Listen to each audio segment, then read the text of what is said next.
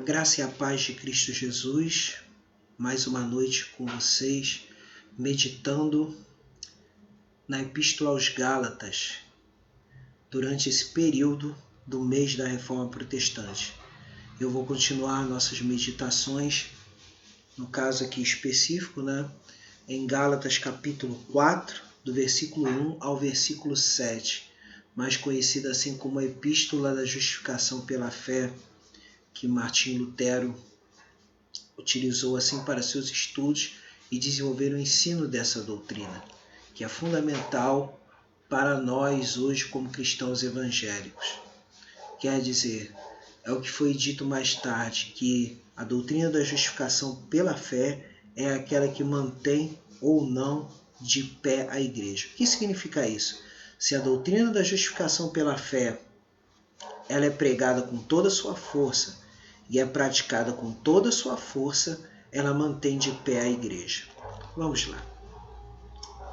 Versículo 1, Gálatas 4, versículo 1. Digo, pois, que durante o tempo em que o herdeiro é menor, em nada difere do escravo, posto que ele é senhor de tudo,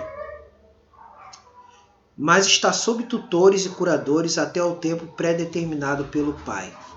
Assim também nós, quando éramos menores, estávamos servilmente sujeitos aos rudimentos do mundo.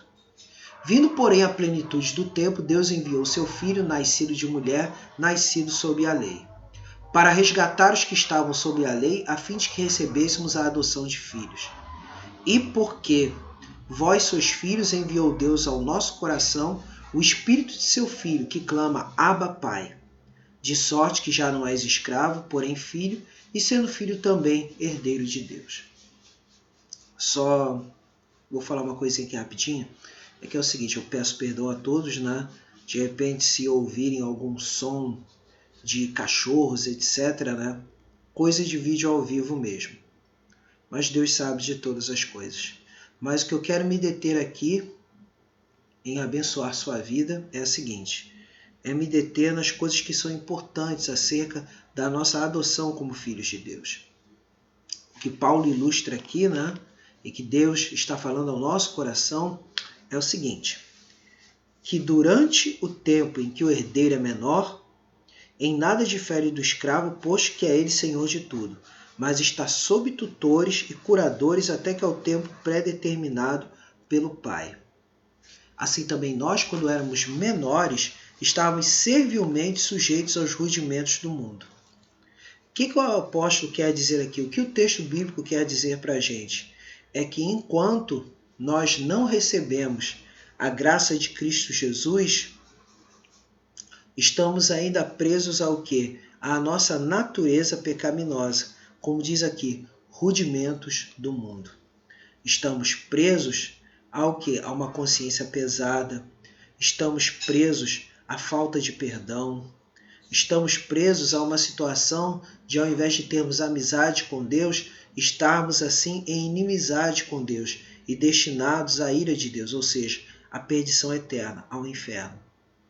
Mas, vindo o tempo, aí vem a promessa, falando aqui, vindo, porém, a plenitude do tempo, ou seja, o kairós de Deus, o momento certo de Deus, Deus enviou seu Filho, nascido de mulher, nascido sob a lei. Isso significa o quê? Que Jesus Cristo, verdadeiro Deus, verdadeiro homem. Sofreu tentações, sofreu fraquezas, mas não pecou em nenhum momento. Ou seja, obedeceu à lei do início ao fim, por isso não pecou. E aí vem, para resgatar os que estavam sob a lei, a fim de que recebêssemos a adoção de filhos, ou seja, não apenas servos, mas também filhos de Deus, como diz o Evangelho de João, capítulo 1, versículo 12. Mas a todos quanto receberam, deu-lhes o poder de serem chamados filhos de Deus, a saber os que creem no seu nome. Quer dizer, em Cristo Jesus não somos apenas servos, mas somos filhos de Deus, e como tais, temos a promessa de herdar o reino, ou seja, o reino em sua plenitude, a Nova Jerusalém e todas as bênçãos decorrentes dela, até inclusive voltarmos a comer do fruto da árvore da vida. Isso significa o quê? uma morada celestial, e quando chegar a sua volta, também experimentaremos o reino pelos séculos dos séculos, o reino em sua plenitude com a Nova Jerusalém. E aí vem aqui. E por que vós sois filhos, enviou Deus ao nosso coração o Espírito de seu Filho, que clama, Abba, Pai. Quer dizer, esse Espírito é o que nos dá intimidade com Deus. Ou seja, recebemos da parte dele, não recebemos a perfeição. Isso eu quero deixar de maneira bem clara, porque a perfeição só virá quando ele vier nos buscar. Quando entrarmos nas mansões celestiais, quando entrarmos no céu, aí sim, chegamos à perfeição. E as duas formas são essas. Ao descermos à sepultura, vamos para o céu, aguardamos a ressurreição na sua segunda vinda. E quando ele voltar, ressuscitaremos e teremos assim o direito à Nova Jerusalém. Mas aí já estaremos perfeitos. Mas perfeitos não por nossos esforços, mas pela graça de Deus. Ou seja, pelo Espírito que foi recebido quando cremos. Ou seja, ele enviou ao nosso coração o Espírito de seu Filho que clama Abba, Pai. E esse Abba, Pai significa intimidade. Intimidade de uma criança pequena que chama seu pai de paizinho querido. E aí temos, de sorte que já não és escravo, ou seja, já não somos mais escravos do pecado, já não estamos presos ao poder do pecado.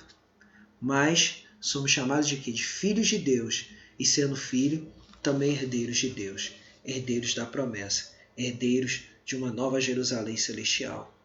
Isso faz com que o nosso coração seja um coração que tenha o quê? Uma consciência limpa, uma consciência cheia de paz e uma consciência acima de tudo, que sabe que por mais que tenhamos problemas e tempestades na vida, nós sabemos que temos um Deus que faz acalmar todas as coisas e que nos leva aos pastos verdejantes. E que, como diz o Salmo 91, né? Aquele que habita no esconderijo do Altíssimo, à sombra do Onipotente descansará. Então, nós descansamos à sombra do Onipotente. A sombra do Onipotente na pessoa de Cristo Jesus, nosso Senhor, Salvador e Redentor.